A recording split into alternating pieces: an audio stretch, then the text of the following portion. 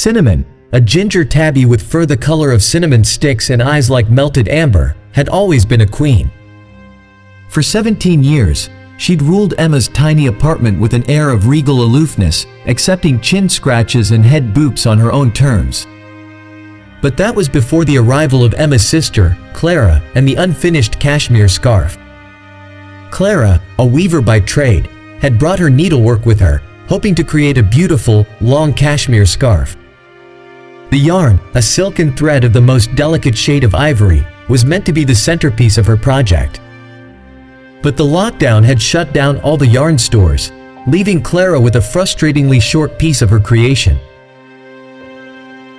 The unfinished scarf, barely longer than a handspan, was left abandoned on the sofa, but Cinnamon saw its potential. She knew, with a cat's uncanny intuition, that it was meant for her. She'd begun by simply draping it over herself, as if to claim it as her own, but then she took it a step further. The first time Clara tried to pick up the scarf, Cinnamon's eyes narrowed. She began to circle the sofa, purring insistently. Clara, always a sucker for a cat's whims, yielded. Gingerly, she tied the tiny scarf around Cinnamon's neck, a tiny loop of cashmere resting against her furry throat. The change was instantaneous. The old queen, usually reserved and dignified, transformed. She became a purring, twisting, mewing tornado of delight. She strutted around the apartment, the scarf bouncing with each step, her amber eyes sparkling with uncharacteristic playfulness. From then on, every morning began with the same ritual.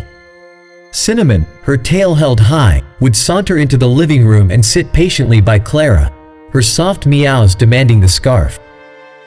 Clara, amused and smitten, would gladly oblige. Emma, initially perplexed, began to film Cinnamon's daily scarf-wearing routine. The videos, filled with Cinnamon's antics and Clara's sweet laughter, became a hit online. Soon, hundreds of thousands of people were watching Cinnamon, the cashmere cat, strut her stuff, her tiny scarf a symbol of her newfound joy. The attention, however, wasn't what truly touched Emma. It was the change in Cinnamon. The old, aloof queen, now a playful kitten at heart, was radiating a joy she hadn't seen in years.